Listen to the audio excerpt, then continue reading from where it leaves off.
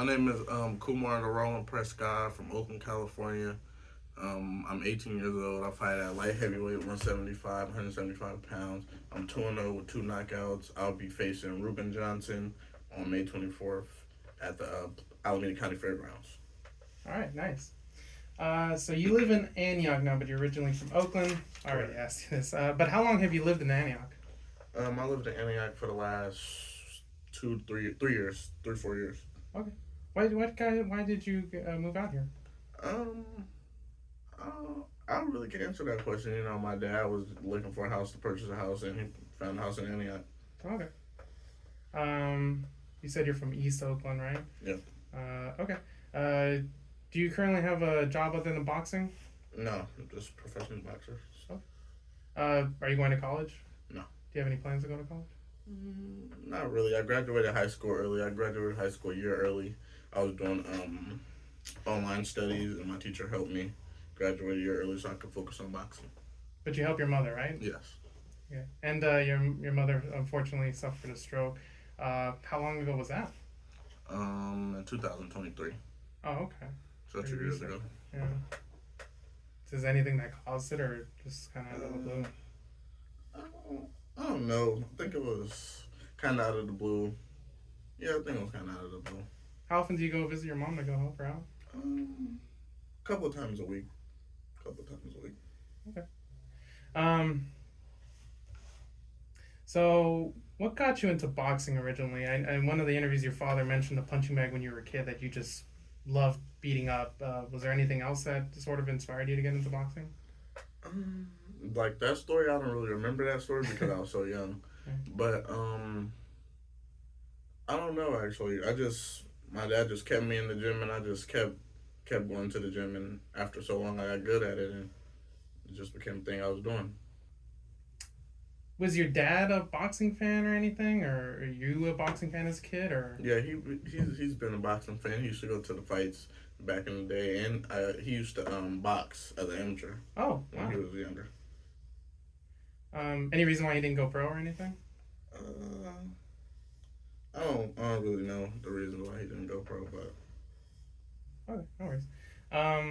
So how old were you when you started training to box, like actually training? as far as I can remember, 6 years old, Okay. How old were you when you had your first match? Do you remember? 8 years old, 8 years old. right after I turned 8. And did you start at 6 years old training at Hunter's gym in Oakland, or? No, I started training at a gym in San Leandro called Kennel Boxing. Kennel Boxing in San Leandro, and I was there for maybe a year or two.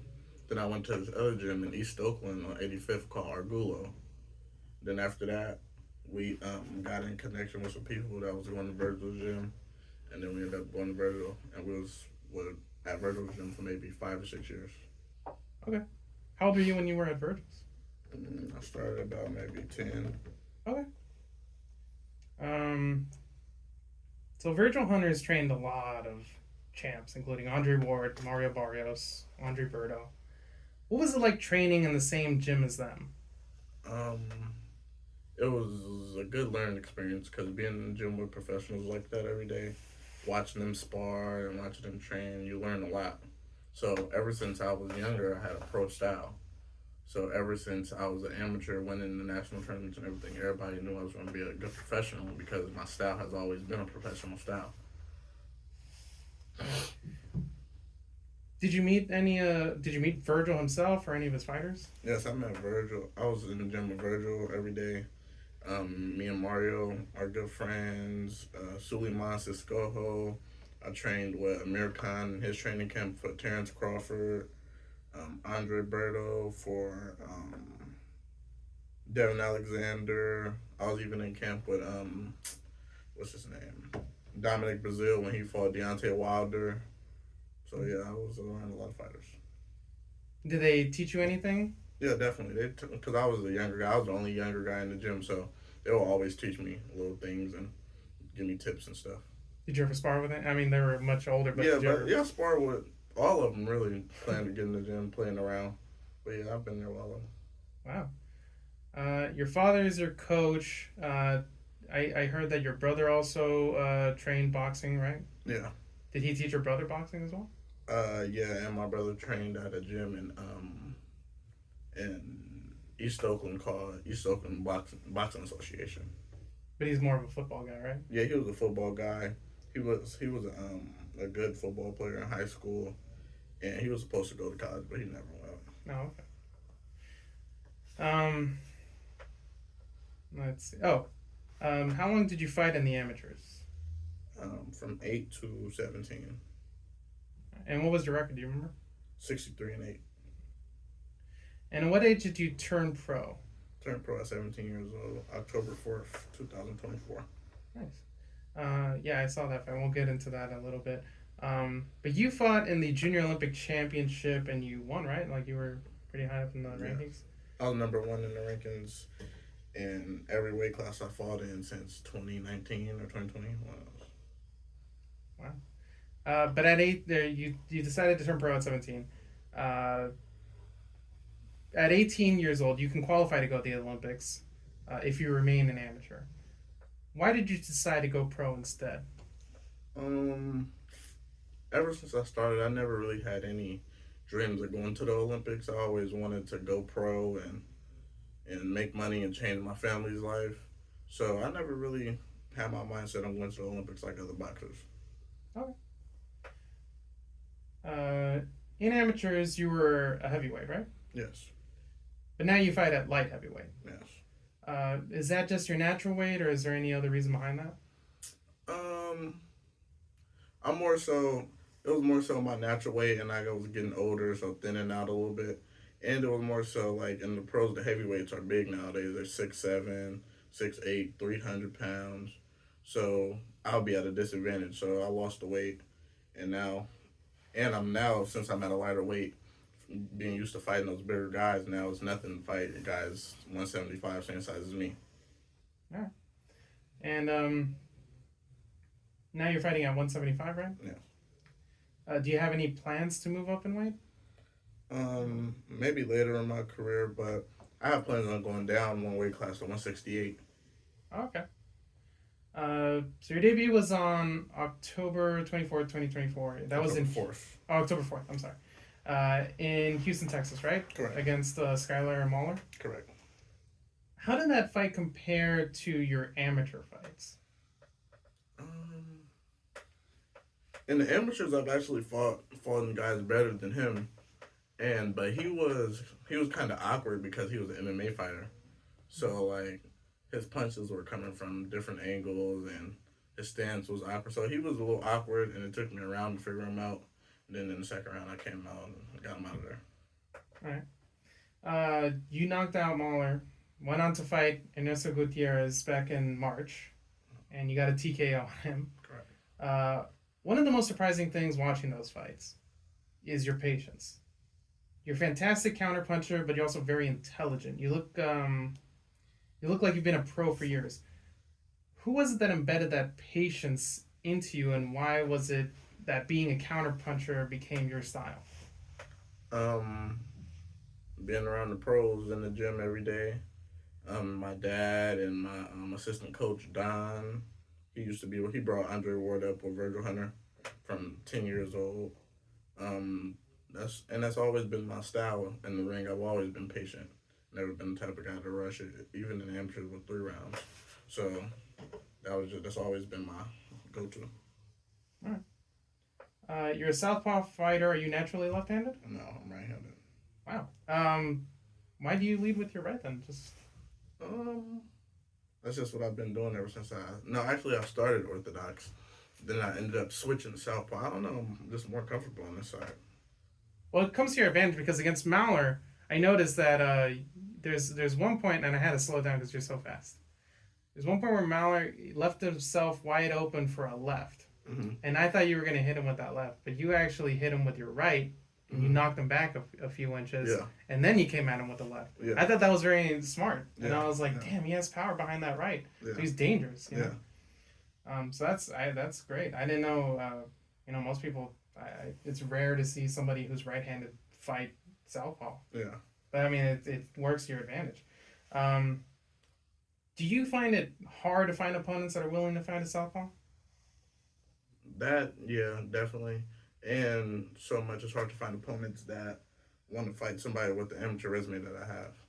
Because they see the amateur background and they see all the footage and stuff, and they're like, oh, I don't want to fight them, or they ask for X amount of dollars, a crazy amount of dollars. Right. So you're fast, intelligent, powerful, but you've stated before that you have issues with Mexican style fighters, guys who apply pressure throughout the fight. Gutierrez appeared to have that sort of style, but you pretty much figured him out and then outclassed him in the later rounds pretty quickly, and then you managed to get the TKO. How did you overcome that challenge of fighting against Mexican style? Um, from that, I don't remember what interview that was when I stated that, but I've grown since then as a fighter. So I've learned new things. I've got stronger, faster, better. So now as a professional, I don't really know what style poses problems yet because I haven't been professional for that long yet. But that style, I've been in the amateur so long, I'm used to that now. So it's nothing now. Okay. No, I remember it's that interview. You had I don't know if it helps you remember, but the guy's kid is like crying in the background in one of those interviews. I think it was just over the phone interview, you and your dad. Hmm. Yeah, I don't know. I Hmm. looked you up and I was watching Okay. all these interviews, so no worries if you forget it. It's just I remember you did say that in one of those. But yeah, I mean that happens. Everybody, they struggle with a certain thing and then they Yeah. figure it out and Yeah. then it becomes routine. So your father built you a gym at home in Antioch, right? Correct. Uh, was it easier to do that than just finding a gym with a trainer or anything, or why? What was the point of just training at home? To have our own space. Our gym is private. It's just us in there. We have a ring. We have everything we need. So we have our own space. Nobody else can be in our way, and we can get the work done right at home. Um, does it make it easier for you to train Yeah, definitely. because you can just go in the backyard and Yeah. start? Uh, so how often are you training when you don't have a match set? I always like to stay in shape because when it's time for training camp, that makes it a lot harder to get in shape when you're not in shape. So I just like to, when I don't have a fight set, I just cruise and just stay in shape, just to stay in shape. And then when it's time for training camp, then we up the training. Now, how long before the fight do you start training camp? 6 weeks, 6 to 8 weeks. Oh, and that's enough time for you to Yeah, figure things out and sparring and everything. everything. Do you find spar partners? In the Bay Area, it's hard to find good quality sparring partners, but these past couple of weeks, I've been finding good sparring partners. I've been sparring with like Amari Jones, Aaron Coley, so I've been getting some good sparring. Was that at the Lions Center or at your? No, I sparred Amari Jones at a couple of times at Virgil Hunter's gym, Um, and I sparred Aaron Coley at my house at my gym. oh, okay. Let's see. How many fights do you plan on having this year? This year, if everything works out, 5. This will be my second one, and 3 more this year if everything works out as planned. Oh, that's a lot of fights. And you just came off a fight in March, right? March 8th, yes. Yeah. Do you find it hard to having such a busy schedule? I mean, you just fought in March and stuff. Do you find it hard to find time for training or anything, or you just set that you can do this and you have it? Yeah, I just gotta do what I gotta do right now. I'll have to pay off later. Okay. Um, what are some of your favorite boxers? Do you have any names out there that you like? Floyd Mayweather, James Toney, Pernell Whitaker, Larry Holmes, Terrence Crawford, Devontae Davis. All right. Right now, Dimitri Bivol, Artur Beterbiev, and David Benavidez are currently the top fighters fighting at light heavyweight. Um, would you like to fight, or who in that division would you like to fight if you were given the opportunity?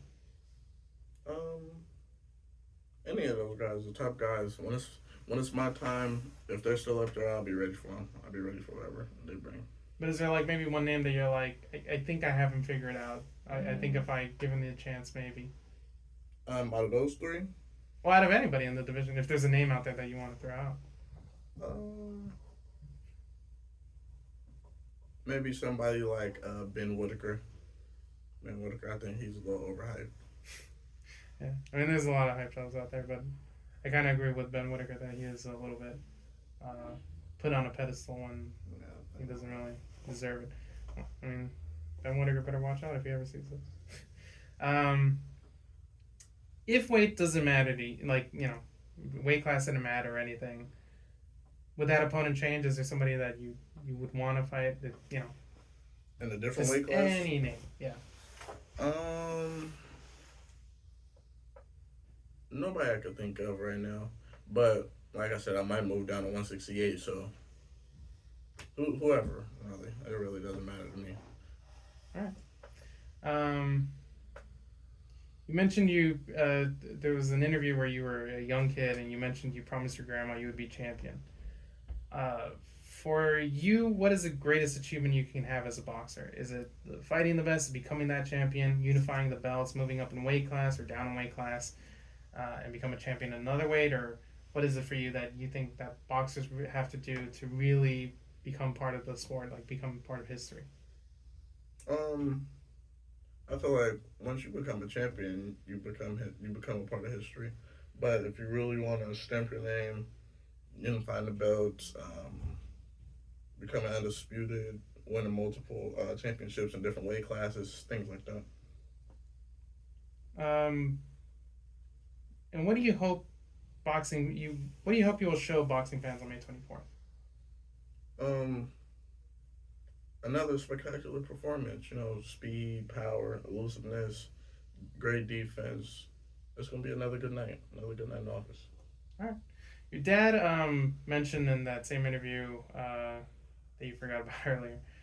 He mentioned that he doesn't, because I think that same interview brought up the whole thing about you being a heavyweight in amateurs and then moving to light heavyweight and maybe moving up to heavyweight again. Your dad said, because you said those guys are too big, and then your dad mentioned Mike Tyson, who was very small and managed to become champion at heavyweight. Also, I can't remember his name. I actually met him. The guy he bit his ear off. Vander Holyfield. Were those the guys that your dad sort of looked at to model your fight style, or? Not so much. It was just more so of a size thing compared to them. But back in the day, the heavyweights were smaller. Maybe the biggest heavyweight back then was 6'3", 6'4", so it was a little bit different back then. Yeah, right. Yeah, I know. I've seen them now. They're huge and tall, so it makes sense to stay a light heavyweight. So your fighting style, the pros helped you become patient, but that whole speed and everything, power behind your right. I mean, how did you guys figure that out? Just by you as a kid, just training with your right hand, and then having that southpaw style and being comfortable with it? Yeah, it just comes with training and work, and it even comes with strength and conditioning. Like, I have a great strength and conditioning coach, Aaron Thigpen. That's Andre Ward's strength and conditioning coach, and we put it all together, and it just comes together. Okay. I think that's all I have. Yeah, I mean, you just show watching those two fights. I'm just because light heavyweights, they usually move kind of slow, and they have heavy punches, but you move fast, and you got power. I mean, you're just dangerous, and I hope you continue to get more fights because like the opponents, I'm sure, are looking at that and going, I don't know what to do. Yeah, and Mahler, you said, was a UFC fighter. He tried to do that. I don't know if you realize it, but he tried to switch stances on you. Yeah. And it didn't work out for him. It's a real fail. Have you ever tried to do that? In training and stuff, like I could switch stances a little bit. Like in the fight March 8th, I switched stances like 2-3 times and threw like a 1-2 off of it. But I don't really switch stances and stay in the other stance. Like I switch stances and throw a couple punches and then switch back.